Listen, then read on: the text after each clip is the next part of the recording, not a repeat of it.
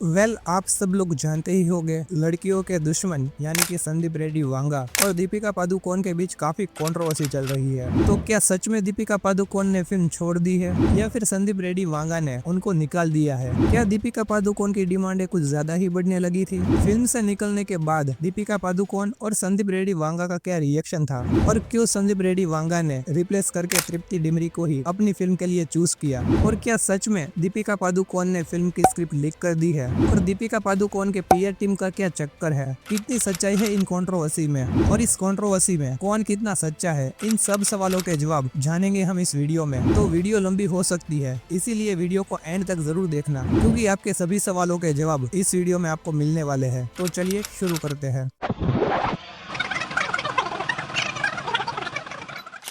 आप सभी लोग जानते ही हो, अगर संदीप रेड्डी वांगा फिल्म बना रहे हैं तो कंट्रोवर्सी ना हो ये तो मुमकिन ही नहीं है। आप उनकी कोई भी फिल्म उठा लो, अर्जुन रेड्डी, कबीर सिंह या फिर एनिमल, इन सब फिल्मों में एक चीज कॉमन थी और वो है कंट्रोवर्सी। लेकिन अब संदीप रेड्डी वांगा डायनासोर प्रभास के साथ स्पिरिट फिल्म लेकर आ रहे हैं। उस फिल्म में खुद संदीप रेड्डी वांगा का ईगो हर्ट हो गया है और वो भी कौन? दीपिका पादुकोण की वजह से। यहाँ पर सबसे पहले स्पिरिट फिल्म का हाइप समझना जरूरी है, क्योंकि जब संदीप रेड्डी वांगा कोई फिल्म बनाते है तो वो बस एक स्क्रिप्ट नहीं होती, एक पूरा सिनेमैटिक एक्सपीरियंस होता है। वो अर्जुन रेड्डी या एनिमल याद है ना? रॉ इमोशन, इंटेंस कैरेक्टर्स और अनफिल्टर स्टोरी टेलिंग, बस वही सब एक्सपेक्टेशन है स्पिरिट फिल्म से भी। अब आते हैं सबसे इंटरेस्टिंग पार्ट पर, दीपिका पादुकोण का एग्जिट।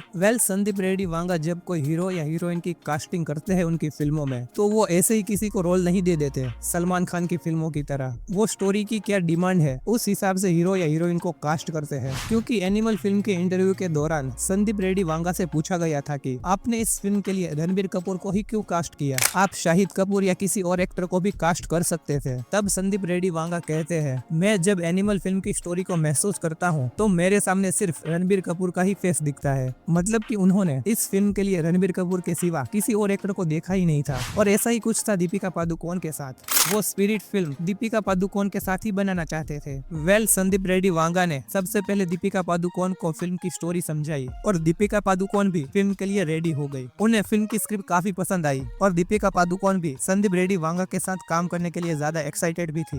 मतलब कि दीपिका पादुकोण ने स्पिरिट फिल्म में काम करने के लिए हाँ कह दिया था। वैसे तो स्पिरिट फिल्म की शूटिंग 2024 के एंडिंग से शुरू होने वाली थी, लेकिन दीपिका पादुकोण की प्रेगनेंसी की वजह से फिल्म की शूटिंग शुरू नहीं हो पाई। यहाँ पर संदीप रेड्डी वांगा के पास चांस था कि वो किसी और एक्ट्रेस को फिल्म के लिए कास्ट करे, लेकिन वो सिर्फ दीपिका पादुकोण के साथ ही फिल्म बनाना चाहते थे। इसीलिए उन्होंने दीपिका पादुकोण के अकॉर्डिंग टाइम शीट रेडी किया और दीपिका पादुकोण भी रेडी हो गई थी इस फिल्म के लिए। अकॉर्डिंग टू रिपोर्ट इस फिल्म के लिए उन्हें 20 करोड़ रुपए मिलने वाले थे, लेकिन after the pregnancy Deepika Padukone के तेवर कुछ बदल गए। उनकी डिमांडें कुछ ज्यादा ही बढ़ने लगी थी। जैसे कि उन्होंने कह दिया कि मैं दिन में सिर्फ 8 घंटे ही काम करूंगी और एक हफ्ते में सिर्फ 5 दिन ही शूटिंग करूंगी, और अगर फिल्म की शूटिंग 100 दिन या उससे ज्यादा चली तो उसका एक्स्ट्रा पे करना होगा। और उन्होंने अपनी फीस 20 करोड़ से बढ़ाकर 40 करोड़ कर दी थी। और उसके अलावा उन्होंने बोला कि वो फिल्म के प्रॉफिट में से भी थोड़ा हिस्सा शेयर करेंगी। दीपिका पादुकोण ने यहाँ तक भी कह दिया था कि वो तेलुगु में डायलॉग्स नहीं बोलेगी। फिर तो क्या, फिल्म के प्रोड्यूसर ने भी दीपिका पादुकोण और उनकी टीम को समझाने की कोशिश की, लेकिन वो नहीं माने। ये सब डिमांड संदीप रेड्डी वांगा को जमी नहीं। उन्होंने दीपिका पादुकोण की ये सब डिमांड्स को अनप्रोफेशनल कहा। उन्होंने सोचा कि इतना कुछ चेंज करने की बजाय मैं एक्ट्रेस को ही चेंज कर देता हूँ।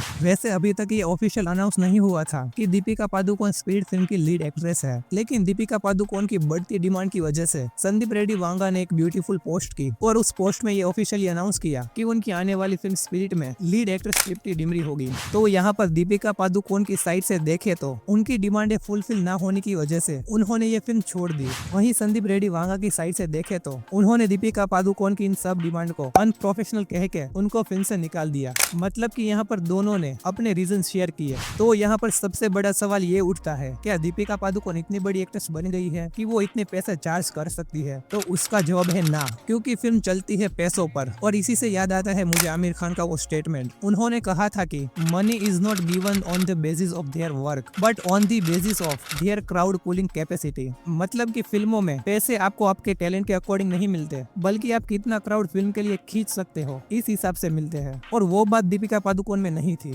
उनकी रिसेंट सोलो फिल्म देखे तो वो फ्लॉप ही हुई है, लेकिन यहाँ दीपिका पादुकोण का ये मानना था कि पठान, जवान और कल की फिल्मों ने 1000 करोड़ का कलेक्शन किया, वो मेरी वजह से किया। नो डाउट दीपिका पादुकोण अच्छी एक्ट्रेस है, उनमें अच्छी एक्टिंग स्किल्स भी है। उन्होंने बाजीराव मस्तानी और पद्मावत जैसी ब्लॉकबस्टर फिल्में भी दी है, लेकिन वो फिल्में भी कंट्रोवर्सी और संजय लीला भंसाली की वजह से चली। नो डाउट वो बड़ी एक्ट्रेस है, वो अपनी डिमांड रख सकती है, लेकिन इतनी ज्यादा भी नहीं। एज अ सिनेमा लवर मेरा ये मानना है कि एक्ट्रेस को भी ज्यादा पैसे मिलने चाहिए, लेकिन उनमें भी वो क्राउड को जमा करने की कैपेसिटी होनी चाहिए, क्योंकि सिनेमा चलता है पैसों से ही। और उनकी 8 घंटों की शिफ्ट वाली डिमांड को छोड़कर एक भी डिमांड एक्सेप्टेबल नहीं थी। वेल, यहाँ पर दीपिका पादुकोण अपने बच्चे के लिए ज्यादा टाइम स्पेंड करना चाहती थी, इसीलिए उन्होंने ये डिमांड रखी। ये बात भी सच्ची है कि बच्चे को टाइम देना ही चाहिए, लेकिन ये आपकी पर्सनल चॉइस है। इसके लिए आप ओवरचार्ज नहीं कर सकते और ना ही कुछ ज्यादा डिमांड भी रख सकते हो। और इसीलिए संदीप रेड्डी वांगा ने दीपिका पादुकोण को रिप्लेस कर दिया तृप्ति डिमरी के साथ, और वो भी दीपिका पादुकोण से कई गुना कम पैसों में।